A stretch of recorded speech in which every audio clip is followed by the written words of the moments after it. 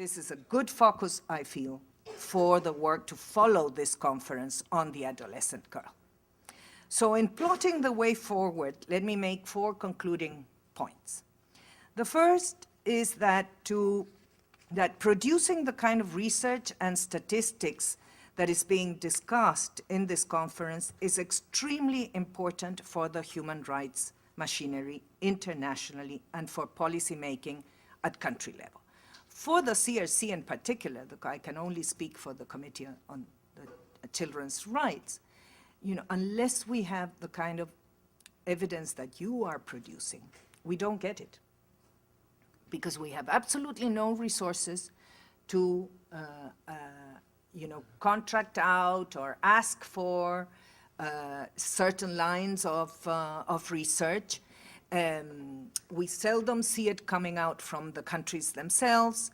It's only when there are some interested parties, maybe a developed country or an NGO such as Save the Children or others, Oxfam, UNICEF, in fact, that we can get the resources to organize a seminar on something or a day of general debate, in fact, which is our instrument, unless we get the resources. So for us, it's extremely important what you're doing here.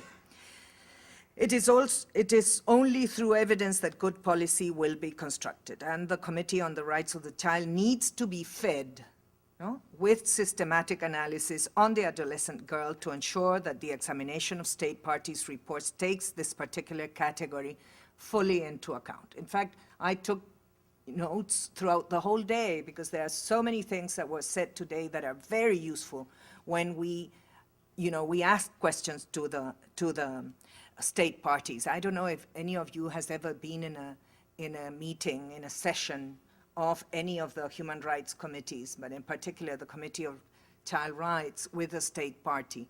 It's very interesting because it starts 3 months earlier with a session which is closed and private with the NGOs and UNICEF and any other international organization, where we get all these confidential reports and we close doors. We really try to cross-examine our colleagues who are coming from the country to try to understand what it is that we really have to do 3 months later, to get into a dialogue that cuts through the official parlance, of the governments. And so 3 months later, we sit in this 1 day, maybe 1.5 day, open session, and this one is an open session dialogue, with usually quite numerous and multi-sectoral government delegations, where we very incisively, and I must say, I think it's really incisive, the dialogue. I was very surprised myself when I saw my colleagues asking questions that in a UN atmosphere seem almost impertinent, But we need to have the evidence. I mean, we need to be able ourselves to be very sure of what we are saying or asking from a government. Secondly, your work needs to move from projects into national programs and policies. This was said today on and on.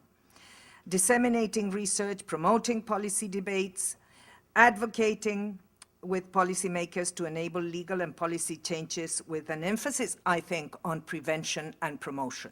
It's not only, we've got a problem, the adolescent girl, what do we do about this problem? It's really prevention and promotion. It is only through open national debates, challenging common knowledge on girls and on adolescents, that changes will occur, at least in the policy environment, and hopefully more broadly in society. The committee can play its role, we can play a role in examining these policy changes and can follow up on its recommendation, but we need you. Thirdly, opening spaces for adolescents and especially girls to express themselves in ways that are culturally and generationally appropriate is crucial for a better understanding and therefore realization of their rights. Tokenism is often the problem when it comes to participation. Finding legitimate ways to ensure the voice of adolescent girls and of children in general is heard is probably one of the most difficult tests of true commitment. The committee has just issued General Comment number 12 on the rights of the child to be heard, which opens new grounds in terms of the understanding of Article 12 of the Convention. I really encourage you to read it. It's in the website of the committee. Finally, cultural change. This is probably the most intractable and yet the most crucial factor in changing the way society regards and allows the development of adolescent girls, impregnated, as we started saying today, with gender and age preconceptions that discriminate them. In a different context, UNESCO said in 2007 quite clearly, quote, "While culture is not directly mentioned in the 8 UN Millennium Development Goals, these will not be attained in a sustainable manner without addressing the cultural dimension that underpins each and every society in the world." Most of the recommendations of the committee to state parties' reports require cultural transformations that are long-term and difficult to track down, and therefore true collaboration between academia, international organizations, and the human rights committees is very important.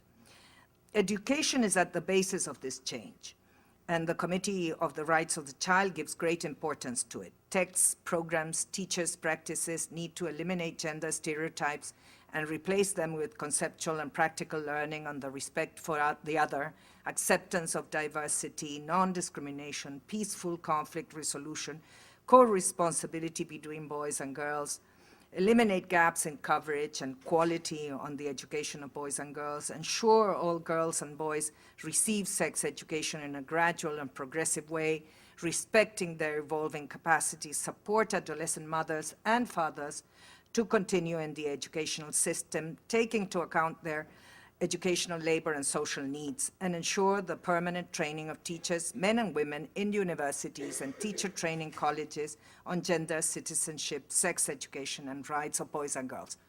All this list, figures already in the committee's recommendations. But one thing is for us to say it, and another thing is to actually happen, and from there to take root into the culture. One small word on violence. When linking CEDAW and CRC to examine the application of the rights of adolescent girls, gender violence runs through any analysis. 3 dimensions of violence come out. The first is the protection of rights within the private sphere. This is a very contended issue here in the United States in particular, no? In the private sphere. That is, certain situations demand state intervention in the family home, despite all protestations regarding the rights of parents, which of course the Convention on the Rights of the Child holds very, very highly, or the family's privacy. The second is abolishing harmful practices, and this is why the joint task force of the 2 committees has decided to focus first on harmful practices. 5 out of 8 harmful practices identified in the Secretary General's study on all forms of violence against women affect adolescent girls. The third is sexual violence.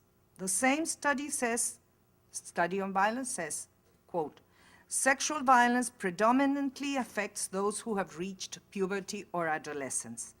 Boys are at the greatest risk of physical violence, while girls face greater risks of sexual violence, neglect, and forced prostitution." The Convention on the Rights of the Child, as a mandatory international instrument spelling out the rights of children and adolescents, is clearly linked to a difficult process of democratization of family relations and a change in the relationship between parents and children. And we might add, between parents, children, and the state. As such, it is the legal and normative expression of a profound cultural transformation, not a minor issue for policymakers, parents, or even adolescents themselves to understand and transform into action. Thank you very much. Thank you very much.